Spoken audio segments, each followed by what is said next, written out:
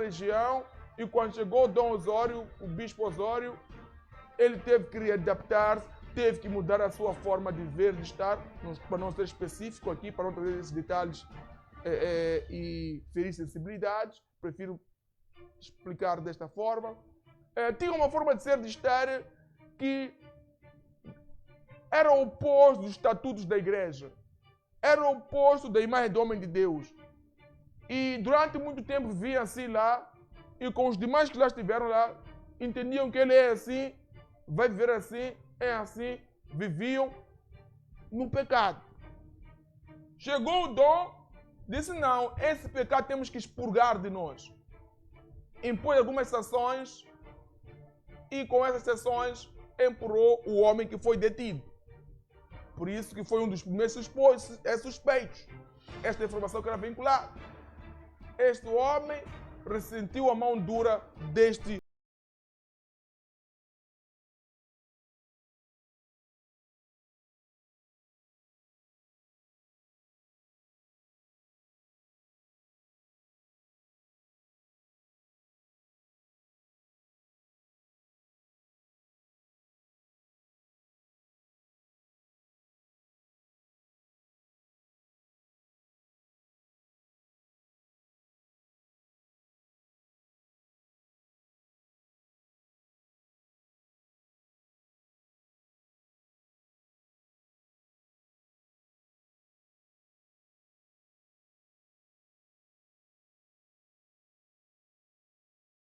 dizer que não, criminosos entraram, mataram, entre aspas, não tem nada a ver com uma morte que sai de dentro da igreja para acabar com o nosso irmão. Há criminosos, há outros motivos. Mas, quanto mais a igreja tentava se fundar dessa forma, mais a narrativa ganhava peso, essa narrativa do padre que foi sancionado pelo bispo Osório e que era provável principal suspeito e que Cernic não errou. Não há isto de dizer que quem matou são esses que matam homens do Cernic, quem matou são esses que lutam politicamente. Não, não tem nada a ver com isso. Tem a ver convosco aí dentro. Esta informação ganhava mais peso. Parece-nos que a igreja ouviu, não gostou, e decidiu reagir em torno da situação, decidiu falar um bocadinho a Moçambique sobre a atual situação do nosso belo país, em concreto nesse ponto. Carrega aí a conferência.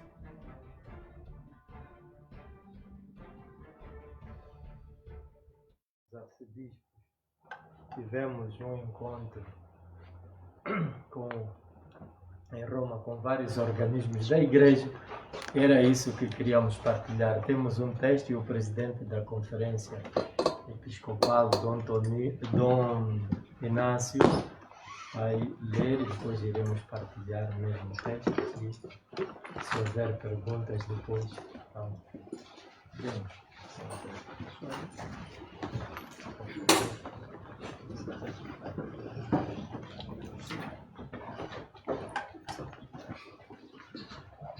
Boa tarde a todos.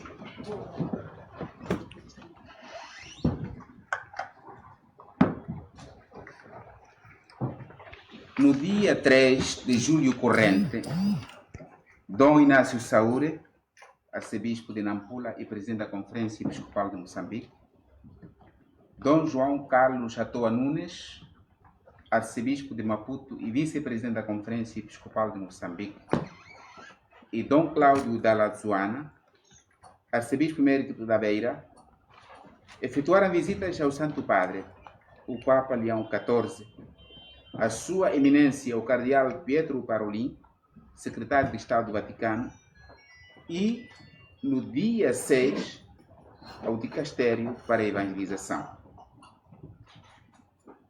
Essas visitas circunscrevem-se na busca de caminhos de procura de melhor compreensão dos contornos do assassinato de Dom Osório Citor Afonso, bispo de Quelimane, secretário-geral da mesma Conferência Episcopal e administrador apostólico da Arquidiocese da Beira. Os 3 arcebispos foram recebidos pelo Santo Padre no Vaticano. No encontro, o Papa Leão XIV manifestou, mais uma vez, a sua proximidade e solidariedade para com a Igreja e o povo de Moçambique neste momento de dura prova. O Santo Padre deixou igualmente transparecer que acompanha com profunda preocupação o triste acontecimento. Por seu lado, a presidência da Conferência Episcopal de Moçambique manifestou, em nome de todo o episcopado moçambicano, a sua preocupação pelo fato de, até agora, nada saber oficialmente do que aconteceu, ficando apenas com o que foi dito publicamente pela imprensa, de que o bispo foi morto a tiro com uma arma de fogo, sem nenhuma referência às possíveis respostas para as perguntas cruciais, tais como: quem matou exatamente Dom Osório? Quem foi o mandante e quais seriam as motivações do assassinato? Além disso, tais órgãos de imprensa procuram insinuar que o assassinato derivaria dos problemas de governo da Igreja, como se tratasse exclusivamente de um problema interno da mesma. No encontro, constatou-se que existem desafios internos que interpelam a Igreja a entrar em si e examinar-se.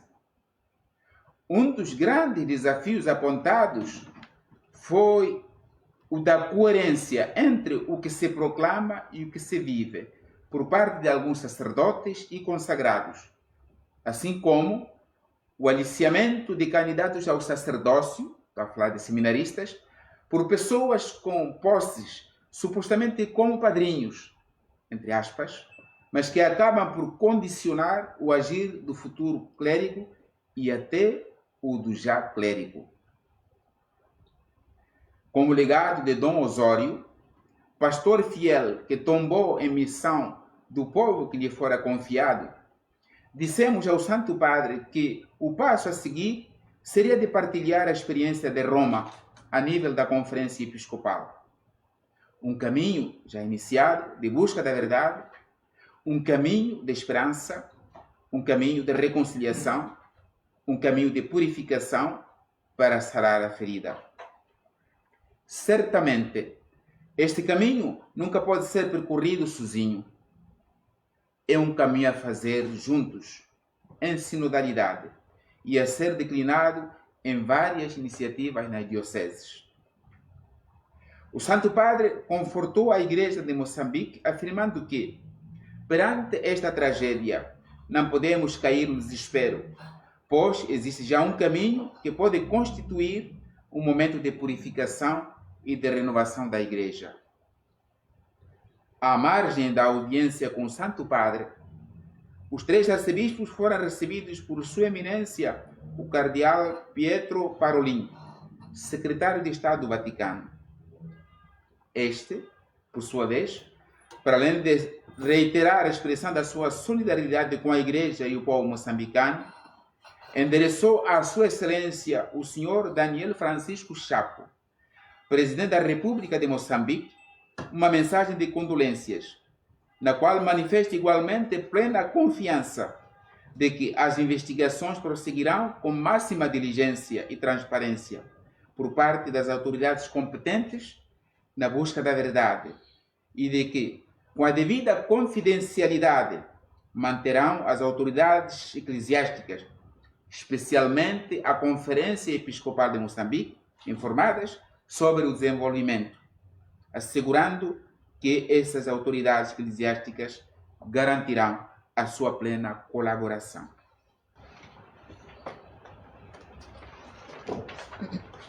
Então, esta é a declaração, ou documento que tínhamos. Se houver perguntas, estamos abertos. Só dizer o nome do órgão de informação e colocar a pergunta.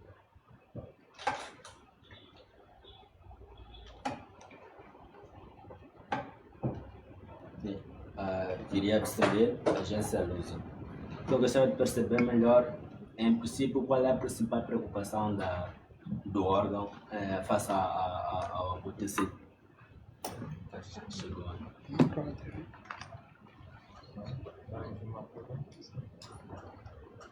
A principal preocupação, como ficou bem claro aqui na nossa comunicação, é a procura da verdade, porque só a verdade é que pode, de facto, pôr as pessoas reconciliadas, pôr as pessoas a saber o que de fato aconteceu, sem insinuações, e daí poder-se propor todas essas medidas de cura, digamos, de tentar ultrapassar o sofrimento, mesmo se, infelizmente, não podemos devolver a vida da pessoa que foi morta. Deve-se dizer a verdade e nada mais do que a verdade. E o que é que a Igreja Católica... Boa tarde, Lorinda, Rádio Moçambique. O que é que a Igreja Católica se propõe fazer para colaborar com o governo para as investigações e, até este momento, o que é que se sabe por parte da Igreja Católica em relação à morte do Afonso?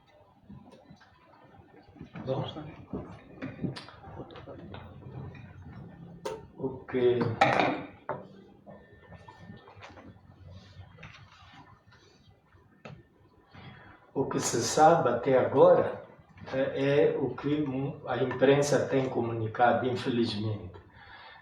Por isso é que houve esta carta da parte do secretário de Estado do Vaticano a manifestar também este interesse que, com a devida discrição, possa partilhar esse intercâmbio, também para que nós possamos partilhar nessa busca da verdade.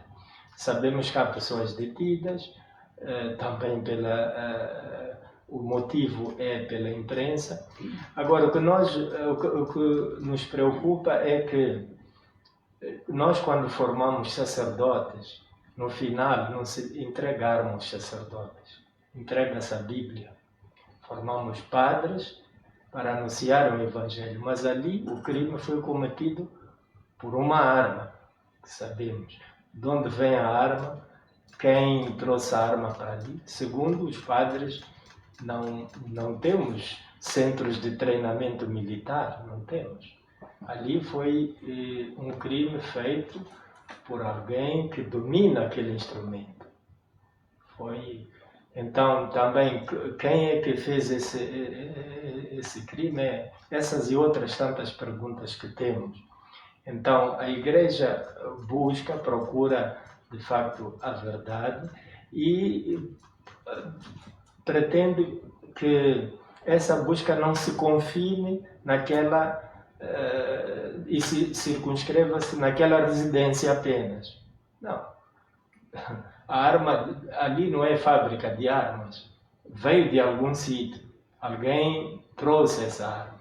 Então, que se abra mais o campo, porque o modo como agora está sendo orientado parece que é uma coisa de caseira, a igreja tem problemas, então é vítima dos seus próprios problemas. Parece que é muito redutivo esse modo de olhar para a realidade. Então o que queremos é que se amplie, que se investigue a fundo e se descubra. Para nós também é interessante.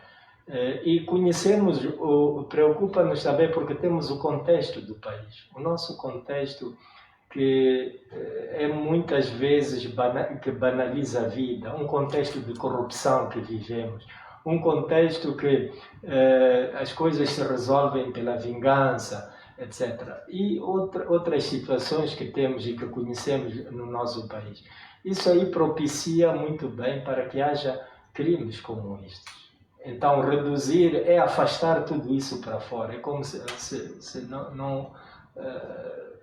não houvesse outras possibilidades que possam entrar na investigação. Não sei se responde. Então, eu gostaria mesmo de dizer para secundar o meu irmão que essa resposta já é muito rica, porque já diz, não só, segundo a senhora jornalista, o que a igreja pensa fazer para colaborar. A igreja já está a fazer, e é muito. Isto, por exemplo, em primeiro lugar, de dizer que se faça uma investigação imparcial e que se diga a verdade. Isso é já uma colaboração concreta, não é nada de abstrato.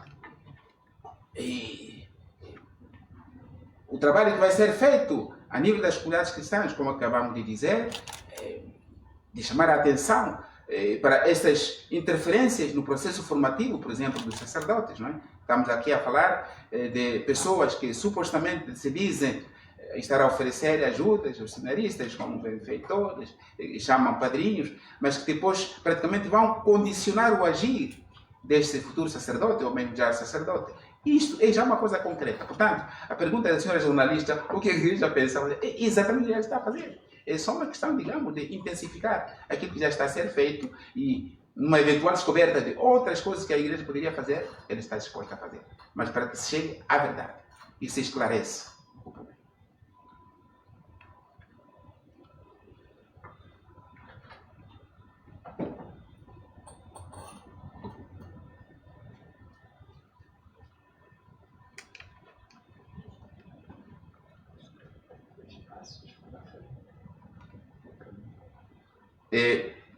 Referimos-nos aqui aos passos, né? Dissemos que, em primeiro lugar, seria uma partilha, não? Porque nós fomos, só 3 arcebispos lá, fomos delegados pelos nossos irmãos da Conferência Episcopal de Moçambique. Portanto, teremos de partilhar tudo isso com pormenores, né? Com todos os bispos da Conferência Episcopal de Moçambique, para que todos tenhamos o mesmo conhecimento da problemática e possamos ver como juntos caminharmos na procura das soluções. Né?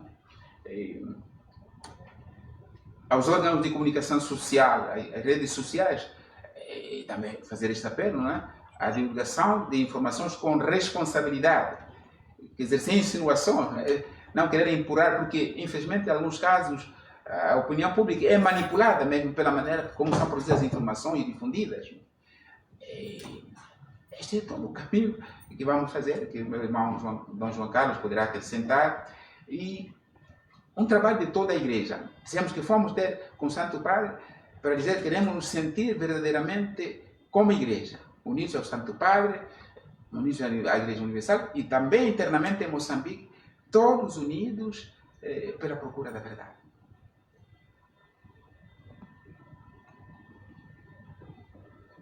Não sei se quer acrescentar só. Então, se não houver mais nada, muito obrigado. Era o que tínhamos a partilhar. Começou um caminho, penso que vamos fazer o caminho juntos e depois provavelmente teremos também outro tipo de encontros, uma assembleia extraordinária dos bispos. Ai. Ouvimos atentamente. Os bispos, a Igreja Católica diz aqui que ainda não teve nenhuma informação oficial do governo ou da polícia sobre as causas que mandou, por que mataram. Só tem ouvido as televisões, órgãos de comunicação avançar com algumas informações sobre o caso. E no entender deles, está-se a tentar criar o assunto como se fosse um assunto de casa. Mas eles estão convictos que aquele assunto não é assunto de casa. Houve um crime. Porque neles, sendo um assunto de casa, estamos aqui a assumir que padres são assassinos. Estaremos aqui a assumir que padres têm porte legal de arma, têm porte de arma.